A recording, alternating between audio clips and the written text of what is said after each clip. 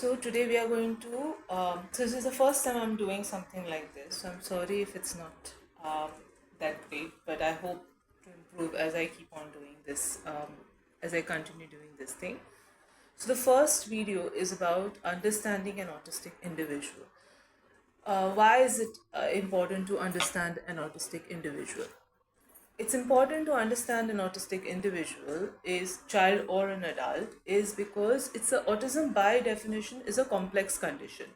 So what do I mean by a complex condition? So if you look at the video, you can see that it doesn't comprise of just, it affects various areas of development. So here you're just talking about intellectual skills and people skills. So this is like an image of how, a simplistic image of how it looks, but inherently autism affects your an individual's, on a basic level it affects an individual's communication skills, its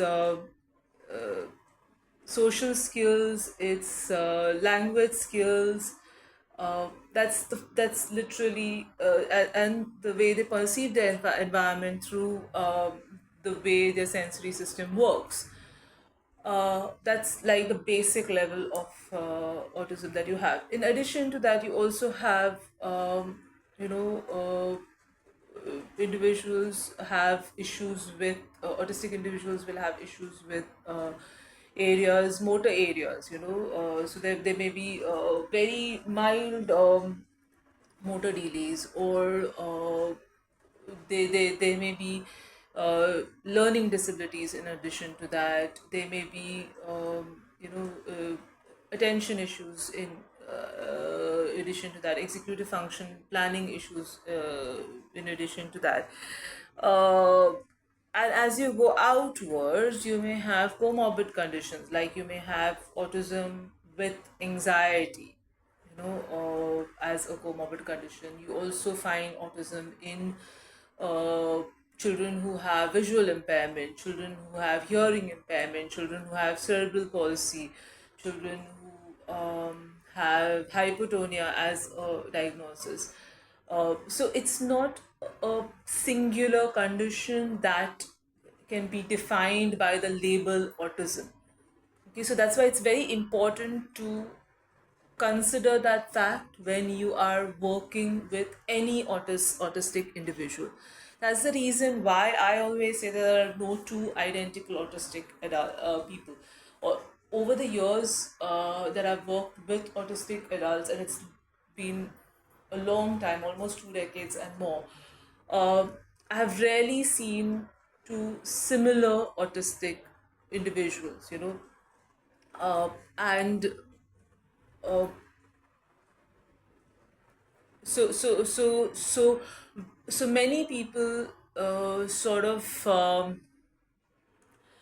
miss that part of it when they are trying to work with an autistic individual, because they sort of take the label and they think, okay, now I understand everything about autism, which is not true. An autistic individual being inherently complex, as a autism being inherently complex as a condition, it's very, very, very difficult to sort of generalize across people. Okay, so what are the first things, what are the things that you should always that I as a professional always make a point that I study before I try to figure out what is the autistic person like, what are the to figure out the profile of the autistic individual. Okay, so the first thing that I look at, so these are the areas: individual in its environment, how does the individual communicate, history, leisure skills, activities of daily living, and what are the individual's needs. Okay, so these are the areas overall that you should be looking at when you are looking at people with autism, with when you're looking at autistic individuals. All right. Now let's look at the first area. What do I mean by individual in his environment? So now for this, I generally like to use, over the years, so this is where I'm just going to give a little bit of background of why I changed, why I like to use videos as a source of information for looking at how the person is in different environments. Because before COVID, we used to typically work in a therapeutic sort of a setup. So the child would come with their parents to the clinic wherever I'm working. So at that time, either in the clinic or in the uh, at home or in the school, and I would basically get the child in one format, and it was always me interacting with the child. So I was very reliant on the parent telling me what the child is like when he or she is outside and in different places. And my work primarily as a professional is in the area of not only teaching, but it's also in the area of dealing with challenging behaviors. So it would be very difficult because many a times the challenging behaviors would be in another environment and you're not seeing the child in the environment to sort of understand what is happening. So come COVID, everything went online. We started working on getting information about the child from the environment by looking at videos. And that's when I realized this part that the child really does, it's very important to look at videos because it tells you, like say for example, a child may be very good at sitting in one place in a enclosed space like a table and chair, enclosed space. But the moment he or she goes out into maybe a park or maybe in a mall or maybe just outside a society, you may see a different types of mannerisms coming up. So you may see hyperactivity, you may see switch off behavior, you may see anxiety. So all of these behaviors tell us more about the child, like how does he react to environment. Is it like, okay fine, he needs an enclosed space, he needs a regulated space, he needs structure, he gets overloaded with visual stimuli, he gets overloaded with open spaces, he gets overloaded with noise. Like there's a difference many a times. If you look at videos, when I look at videos, I find differences between children in the park when it is crowded versus children in the park when they're just going, in an off time when there are no other children being uh, there are no other children playing over there. So when you study, or say for example in the school, like how does the child work, does the child understand how to follow instructions from the main teacher, does he or she require a shadow teacher, does he look at the remaining children as furnitures or does he look at them as living creatures, does he interact with them, so all of these factors are only possible if you, when you're initially in the initial stage of trying to understand the child, ask for videos of the child in different environments. If the child is old enough to where he or she is interested and curious about the whole process of what we're doing, I always tell the parents to tell the child to make the videos and show it, because that again tells me a different perspective of what is the child seeing. So the child has the ability to make videos of himself or his environment and tell me what he or she is seeing. Again, that gives me a different perspective of um, the child in his environment. So it's very important when you're studying the child, you look at least the child in the house, outside the house, so his normal playground or shop that he goes to, school if possible, therapeutic places that the child goes to if possible, so that you get a little bit of a holistic picture of the child in different places. Okay. The second part that is important is communication. Now, communication is a very tricky piece because most of the time people look at communication in terms of speech. And in autism, if anybody who works with autism would understand that communication is not limited to speech. Communication in autism actually comes in the format of uh, proximity. So the child or individual may communicate by being in vicinity of that thing. Communication may come in the form of hand pulling, where the child or adult will sort of throw your hand towards that particular thing to get a particular thing. Communication can come in the format of an object exchange. Like, say, for example, I want water, so I bring a glass and I give it to you, or I give a bottle to you to communicate that I want water.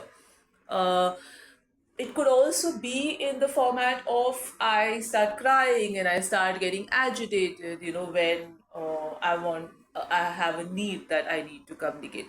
So, understanding how the person communicates is extremely important because communication is a basic need of any living creature. Okay. Another factor to keep in mind when you're looking at communication is the age of the child. Like a child who's 2.5 should basically would have basic needs of communication. So, I want water, I want to sleep, I am hungry, I'm thirsty. But as you grow older, communication by definition has to become complex. So, a discrepancy between the age of the person and the communication that the individual has is also important to be noted. So, like say for example, if I have a 6-year-old or a 7-year-old who comes in and when we talk to the parent, I find that the child can communicate for his hunger, thirst, or going out, sleep. But a 6-year-old doesn't just communicate that, right? A 6-year-old should have technically more levels of communication. So that discrepancy is something that is important.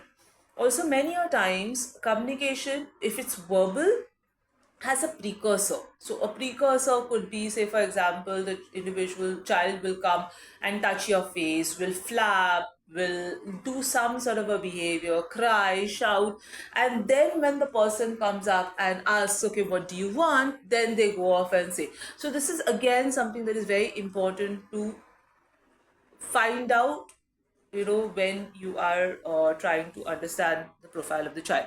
Now this may come in the format of video, it may come in the format of live demonstration. So if I don't get that information from a video, I generally set it up in such a way in the live session that I can get that information out of the parent, when I see the person, and the parent and the child in communicating with each other.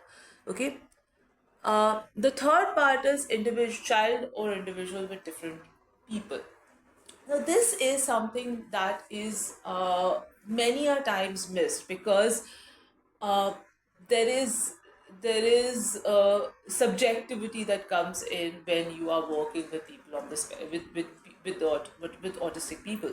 So autistic people show variation. Autistic children show variation across uh, you know the people that they interact with, and the variation could be, say for example, if the mother is the primary caretaker, which is what happens many a times with you know with children on the spectrum, then the child may respond well to the mother but may not respond well to the father, or may do certain activities with the therapist, but would not do it with the parents. This especially happens when the therapy sessions do not actually involve the parents. So the therapist is basically working with the child separately, and the mother and the father are working with the child separately. You extrapolate outwards, you will also find that many a times the child would respond differently to the grandparents. The child would respond differently to in school with the teacher. The variation could. So this variation is something that is very important to study, and this is essentially something that you can only get out of videos, because it's something that does not come up as much when you take in-person sessions, because the moment you start taking in-person session, you've changed a lot of factors once the child comes into your therapy room. So you're on the first level only limiting the number of interactions that the child can demonstrate across. Now, when I used to take in-person sessions, I would always try to work with the child first, and if I didn't get the child to work, then I would ask the mother to work, but then a mother or the father to work, to see what is the difference. However, there is, once I started taking online sessions, I realized there's a difference of material also. Like many children, if a particular material comes out, would perform perfectly, but if that material is not replicated, then they don't know what to do. So there's a huge generalization issue which is part of autism, and that is the reason why you need to look at the child's behavior across places and across people. Okay. The next area is what history of the child. Okay, so history is so why do we need to look at history? So there, as we know about autism can come in format of a generalized delay from birth, or in terms of regression, like the parents will report something like, the child was fine till 18 months of age and then he stagnated or regressed.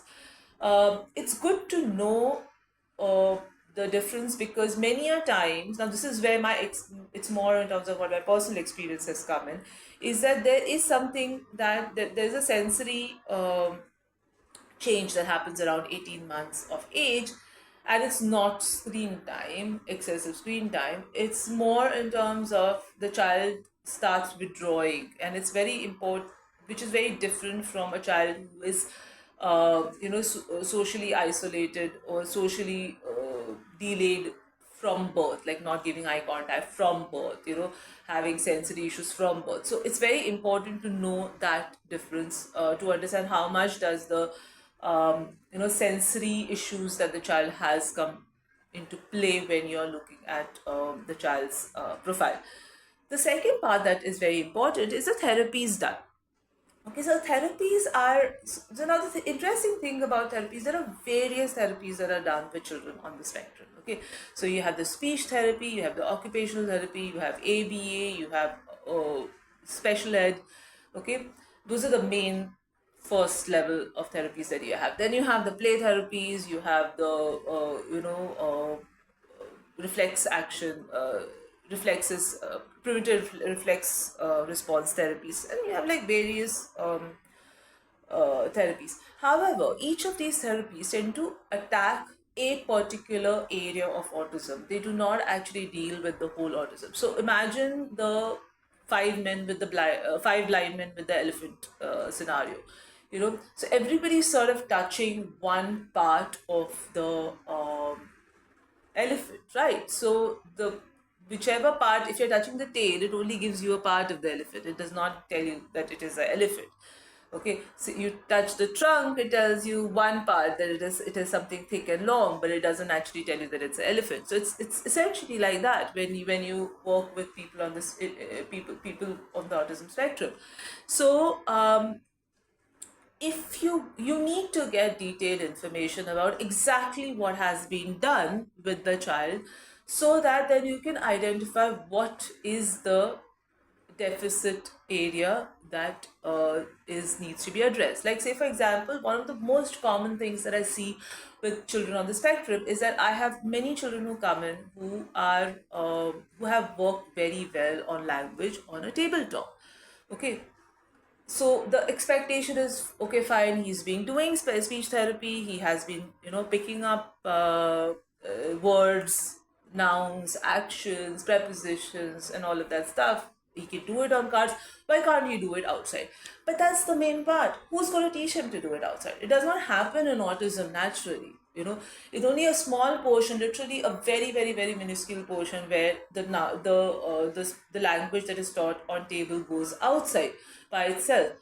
Most of the time you have to make an effort to do it, and with many of them you have to use some sort of a tool to get them to utilize it in general life. So similarly, say for example, if you have been doing OT on table is very different from using your hands and using fine motor skills in the environment, because there are different regulations, like cutting on say therapeuti is very different from cutting a cucumber. Same way, it's very different from cutting a cabbage. The resistance that is required, the pressure that is required is very different. So it's very important to understand what is the person, what therapies he's gone through, what are the exact programs that the person has gone through, to be able to understand how, what is being done and what is still being left out. The third part is medical conditions. Now, as I mentioned earlier, autism tends to come in not solitary. So many a times you have autism with physical disability, autism with hypotonia, or autism with ADHD, with um, cerebral palsy. So it's very important to understand what are the other conditions according to it, because the percentage of the autistic traits and the issues that come up with that condition will differ. Like, say for example, if I have a child, I used to see a child who has cerebral palsy and autism. Okay, so her requirements were very different than somebody who had no physical issues and just had, social communication and language deficits. So also, what you need to also know when you're looking at medical conditions is what are the kind of medications the person is getting. So like, if you have a history of, if the child has a history of epilepsy and he's getting medication for epilepsy to treat the epilepsy, the impact would be, there would be some impact of the medication. Similarly, many children on the autism spectrum are on anti-anxiety meds. So there is in my practice, I have seen that anti-anxiety meds do affect the amount of spontaneous expressive language that the person shows. So getting this information when you're taking history is very important. Okay, next is leisure skills and play skills. Now this is a very, very, very interesting area, because this is one of the areas that comes up the most when you are looking at challenging behaviors that are reported and for which people will see me, but it is also one of the areas that rarely gets worked on. Because if you look at inherently, all the therapy techniques that work with people on the spectrum, they will work on one-on-one teaching. So they don't actually teach the individual what to do when I'm not engaging with you. Okay. Now, yes, there are people who will not engaging with you. That's one part. Second part is the fact that just teaching play skills. So say for example, I teach the person to throw catch and throw ball, but is that a pleasure activity or is it a task? Because play by definition is supposed to be something that you are supposed to like. You are supposed to, it's a crystallization of everything that you have learned. So say for example, there are children who have imitation skills, who can pick up scripts from environment. You will see their play will involve a lot of pretend play, but it's a scripted pretend play, while there are children who don't have, who are still more sensory based, their play skills will typically be sensory play. So it is very important to study this part, because that tells you what is the child actually like when you leave him without input. Okay.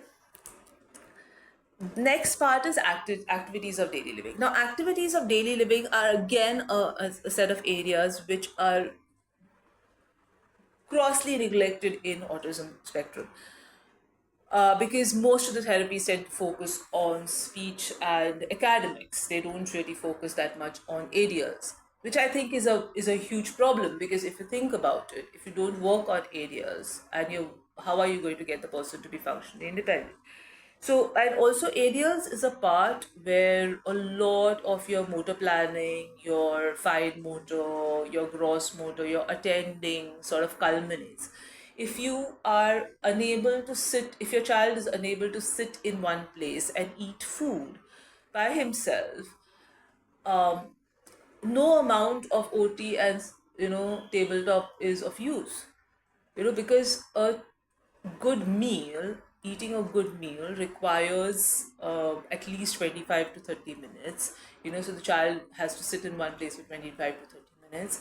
The child should have motor planning, good motor planning enough to eat, tear, if you're in Indian, tear the roti, pick up the sabzi, or eat with a spoon, you know, eat with one hand, eat with both hands, the tactile input that comes in because of the fact that the food, may go around your mouth, the food touching your fingertips, if the therapies become irrelevant if the child can't do that, correct? So it's very important to find out what the child does with his life skills, because then you would know whether the therapies have been crystallized or not, as in they have been brought into real life or not. Also, life skills are very developmental stage oriented, means a 2 year old is just expected to sit in one place, with support, to tear food, to pick up food, and to eat food. Whereas, say for example, and with help, wear clothes, definitely take off clothes, take off shoes. Whereas, say for example, a 6 year old is expected to be able to communicate potty susu, go and wash themselves, dress themselves, to take a bath with supervision, do brushing with supervision. So it's a very developmental stage. You have to always compare what stage of development is the child at, and what can he do. Okay, the next part is, what does the child or the individuals need. Now, this is something that I feel many a times gets mixed, confused with what is the parents' need. Okay, when I mean a child or the individual's need, I mean the child or the individual's need. Okay, where for me it is not important for a child to become normal. For me, it is very important for the child to become functionally independent. Okay, which does tie up with the parents need, but many a times parents have very vague very rigid needs, like they just want speech to come, or they just want him to read, or they just want him to write, while the child is somebody who doesn't have even the basic skills of communicating by himself. So I don't for me I don't agree with those sort of goals. For me, a child's needs are basically, what does the child require to function in the society at the level that he's had. Okay, so once you look at all of these areas, then you need to look at what is it that the child is actually asking for. And many a times you would get input about it from the parents, but you would also get input about it from the child's behavior itself. So, say for example, many a times parents will come up and tell me that the child is very hyper, he's very rigid, he doesn't like, uh, doing things suddenly, he wants to do his own thing. And what that tells me is that this child requires structure, it requires direction, it requires ability to work with himself when the adult is not around. So those set of goals, like waiting, doing work systems, doing play alones, visual schedules, all of these then are something that need to be added into the child's programs, so that the child can get what he or she needs.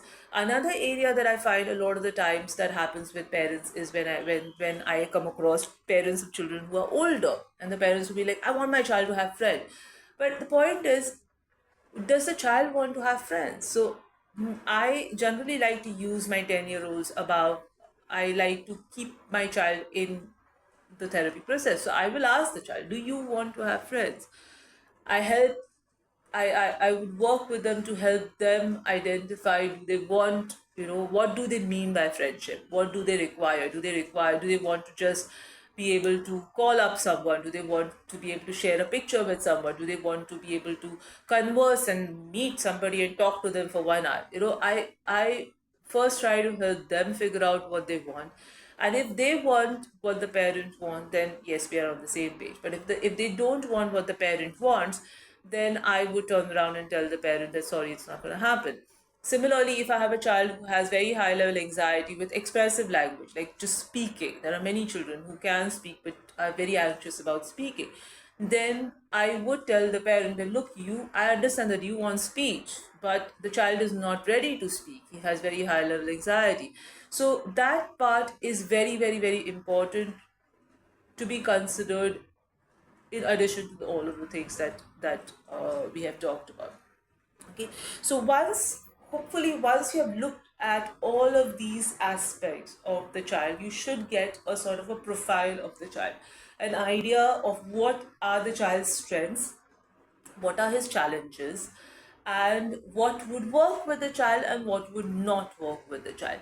Okay, and this is a process that you need to keep on updating as the child grows older, because it's not a stagnant. An autistic person is not a stagnant person. He is someone who's dynamic. He or she interacts with the environment, interacts with the therapies that you're providing.